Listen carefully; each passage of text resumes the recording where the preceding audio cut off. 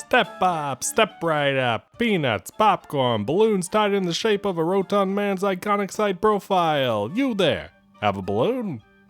When last we met, we gathered to witness the swan song of Ivor Novello. Downhill was the story of a destitute young boy fending for himself after being thrown out of a family of high society snobs. Now, prepare for the story of a destitute woman fending for herself after being thrown into a family of high society snobs. Clearly, Hitch is in familiar territory. So brush any errant kernels off your lap, and try not to reveal any long-buried secrets about your controversial divorce proceedings. The Ferris wheel is launching into the sky.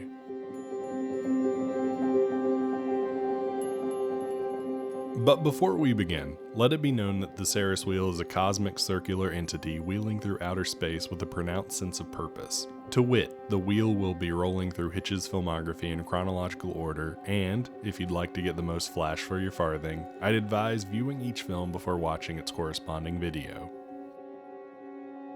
The feature of the hour is 1927's Easy Virtue, written by Eliot Stannard and adapted from the play of the same name by Noel Coward. It stars Isabel Jeans as Loretta, a woman trapped by the societal conventions of her era.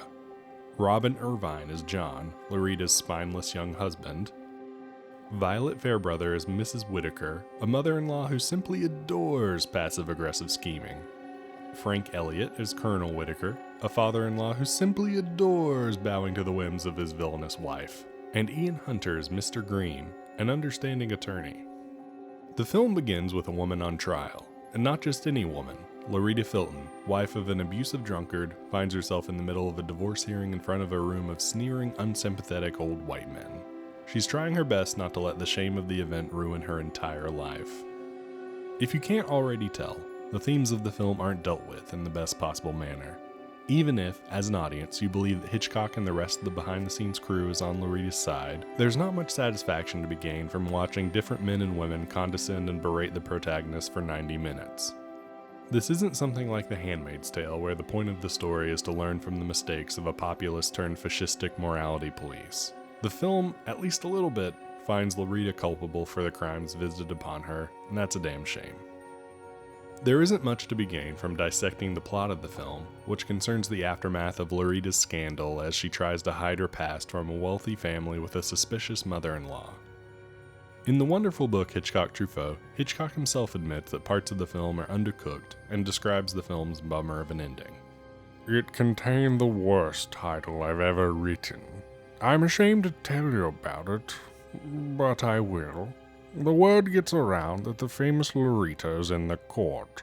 The photographers gather outside.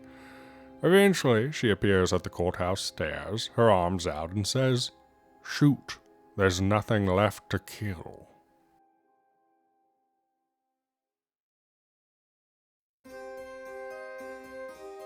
Loretta ends the film as she began it, a victimized woman too broken to stand up for her own humanity. But, largely ignoring the last 3 slut-shaming quarters of the story, the courtroom scene in the beginning functions as a compelling short film. In the first 18 minutes, Hitchcock is at his most inventive in his editing and camera movements. In addition, the opening narrative contains enough intrigue to lead a viewer to think that the movie's going somewhere exceedingly interesting, even though it truly isn't. The courtroom scene begins, as the best silent films do, with a visual pun. The judge, an extraordinarily sour-faced old man, tries his best to distinguish what's happening in front of him. Hitchcock gives us his POV, and we realize it's shockingly blurry. Justice, as it were, is blind. And before you can say Fancy Lagoon brand ambassador, the judge pulls out a monocle to provide at least a little bit of focus. While the judge's monocle is trained on the prosecution, his vision of Loretta is completely blurry. Hitchcock uses depth of field to display how completely the case is biased against her. The judge isn't even focused on her. He's already made up his mind. The prosecution's job seems easy. In an effort to get Loretta to recant her testimony, the prosecutor turns to a decanter. Recant? Decant? Is there something there? I don't know. You write the joke. It's here that Hitchcock plays with our shot-reverse shot expectations. In one shot, the prosecutor holds up the decanter. The next, Loretta looks concerned. A third shot reveals a close-up of hands holding the decanter, but they aren't the prosecutor's. The hands belong to Loretta's husband. Instead of the customary shot-reverse shot editing, Hitchcock has slammed us into a flashback of Loretta recounting her husband drinking from the glass container. The scene recalls the moment in Downhill where Hitchcock gradually reveals that Ivor Novello's character is a minor actor in a musical. This time his technique is slightly more complex, launching his audience into a flashback with simple editing rather than blurring the edges of the frame or utilizing a dramatic harp glissando.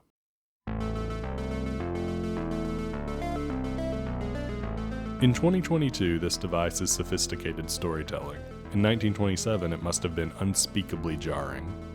Loretta goes on to regale the condescending courtroom with her tragedy. Recently, an artist was hired to paint a portrait of her. As Loretta sits still, regally draped in fabric for her portrait, Mr. Filton drinks from the decanter in the corner of the studio, glowering. Since the portrait will take 4 days to complete, Mr. Filton soon leaves, allowing Loretta and Claude to grow close. When Loretta lets slip that Mr. Filton is an abusive drunkard, the artist vows to protect her. It's at this point in the proceedings where, as an audience, you'd expect the courtroom to be on Loretta's side. Nope! Apparently the jury's vision of morality is just as blurry as the judge's. While Loretta tells her story, the jurors scribble notes that can only be described as damning. The artist and the woman he painted alone together? Was the maid always present when Loretta Filton disrobed? Pity is akin to love. That last note sounds more like bad poetry than thoughtful deliberation. It would seem that Loretta's story, however clear-cut it may seem, is falling on deaf ears. Nevertheless, she continues, describing how Mr. Filton barges in on Loretta and Claude in a consoling embrace. He then fulfills the part of the jealous husband and flies into a rage. Things escalate as Claude pulls out a gun and shoots his attacker. The police are called. Claude commits suicide, and, dispiritingly, Mr. Filton is found to be very much alive.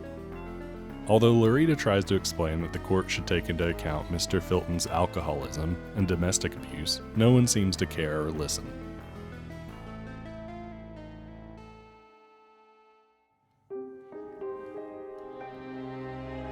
At one point during the testimony, the judge asks, Are all these details necessary? A very British way to express, Can't we just punish the woman already? Must we hear details about how guilty the man is?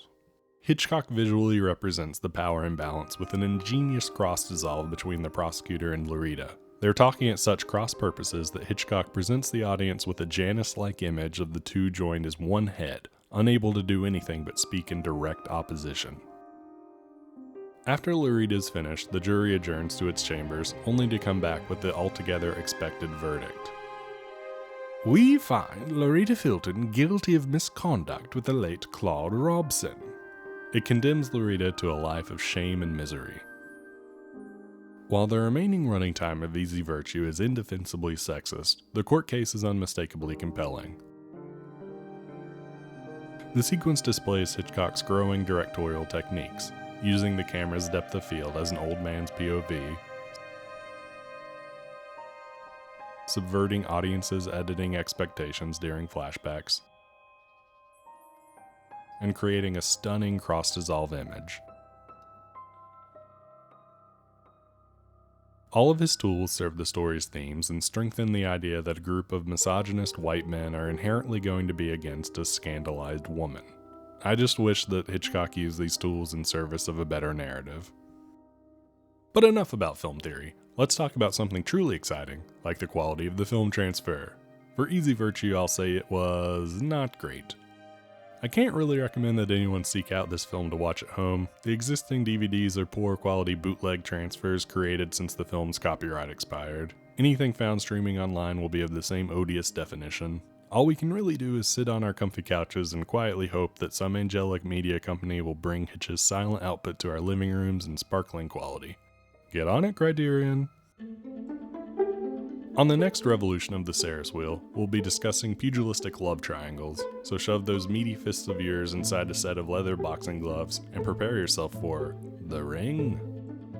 If you'd like more videos about directors both living and deceased, hit that subscribe button to stay up to date on this channel. And, as always, the Ferris wheel spins on.